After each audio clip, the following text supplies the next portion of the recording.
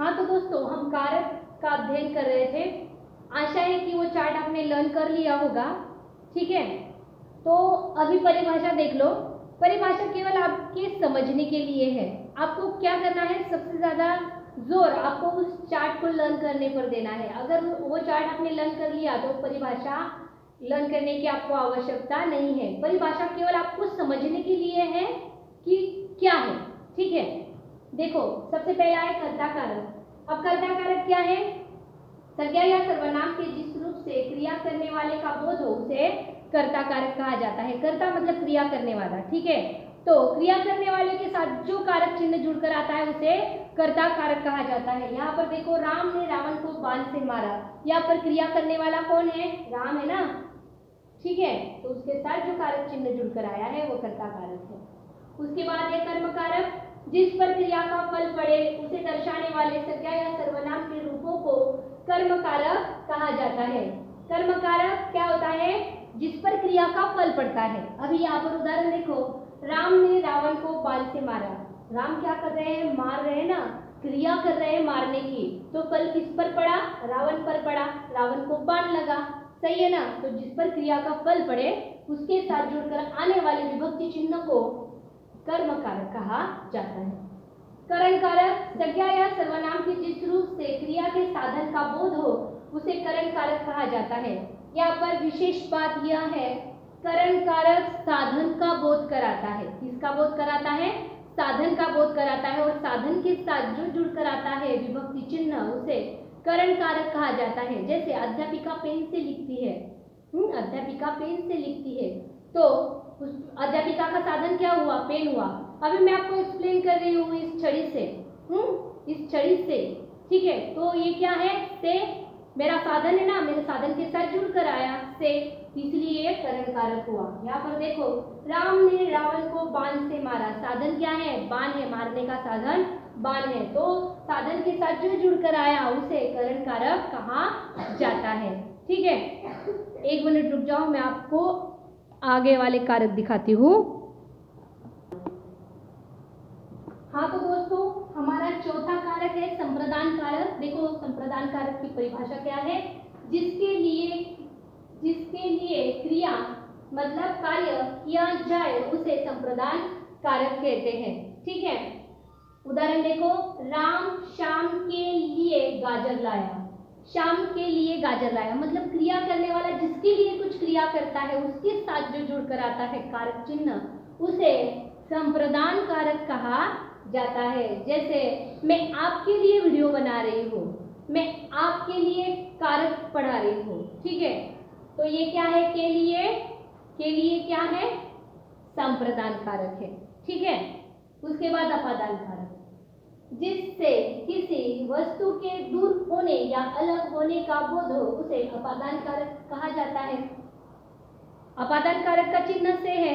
अब देखो, यहाँ पर हमारा जो करण कारक है इसका चिन्ह भी से है और यहाँ पर अपादान का भी चिन्ह से है। तो दोनों में अंतर क्या है? तो करण कारक साधन का बोध कराता है, तो यहाँ पर अपादान कारक जो होता है वो अलगाव की क्रिया को दिखाता है, मतलब अलग होने की क्रिया को दिखाता है। मेरे हाथ से छड़ी छूटी, मेरे हाथ से छड़ी छूटी, छूट गई ना मेरे हाथ से, मतलब अलग हो गई। तो यहाँ पर अलग होने की क्रिया दिखाई दे रही है, तो अपादान कारक। उदाहरण देखो, पेड़ से आम गिरा। पेड़ से आम गिर गया, अलग होने की क्रिया दिखाई दी, अपादान कारक है। परीक्षा में अक्सर ये होता है, क्या होता है? आपको से ही दिया जाता है और आप उसमें कंफ्यूज हो जाते हो। क्यों हो जाते हो? क्योंकि परिभाषा आपने पढ़ी नहीं होती। परिभाषा आपको पढ़नी है और चार्ट लर्न करना है, ये ध्यान में रखना। संबंध। जिससे संज्ञा या अन्य संज्ञा शब्दों के साथ संबंध प्रकट हो उसे संबंध कारक कहा जाता है। मतलब दो संज्ञा शब्दों के बीच वो संबंध हमें दर्शाता है, उस चिन्ह को संबंध कारक कहा जाता है। उदाहरण के लिए, राम का भाई श्याम है। दोनों के बीच संबंध है, दर्शा रहा है शब्द का। अब इसके 9 है चिन्ह। कौन कौन से? का, की, के, रा, री, रे और ना, नी, ने।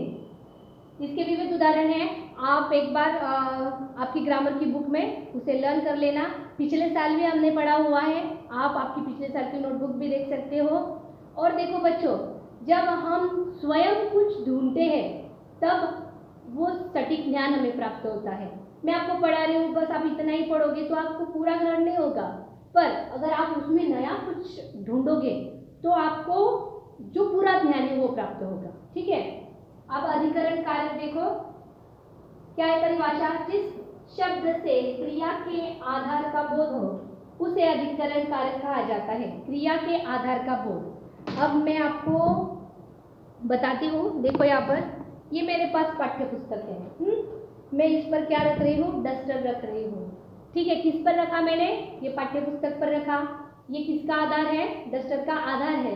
तो जिस शब्द से क्रिया के आधार का बोध हो, मैंने यहाँ पर क्या लिखा है, मेज पर पेन रखा है। मेज पर पेन रखा है, आधार क्या है, मेज है ना, पेन का आधार क्या है, मेज है। तो जहाँ पर आधार का बोध होता है वहाँ पर अधिकरण कारक होता है। जैसे मैंने पुस्तक पर डस्टर रखा, हाँ किस पर रखा, पुस्तक पर रखा, तो ये डस्टर का आधार पुस्तक हुआ। ठीक है, अभी 8वां जो है हमारा वह है संबोधन कारक।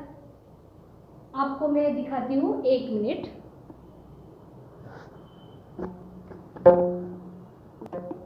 हाँ तो दोस्तों, आपको फलक दिखाई दे रहा होगा, क्या लिखी है परिभाषा संबोधन कारक की।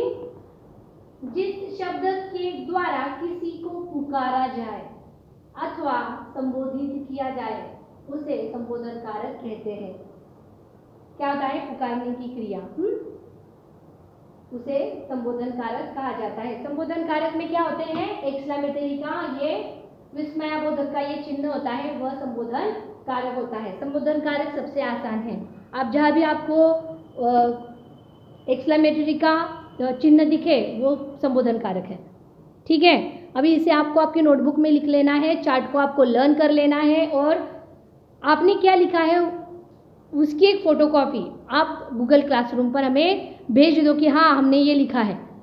ठीक है बच्चों, धन्यवाद।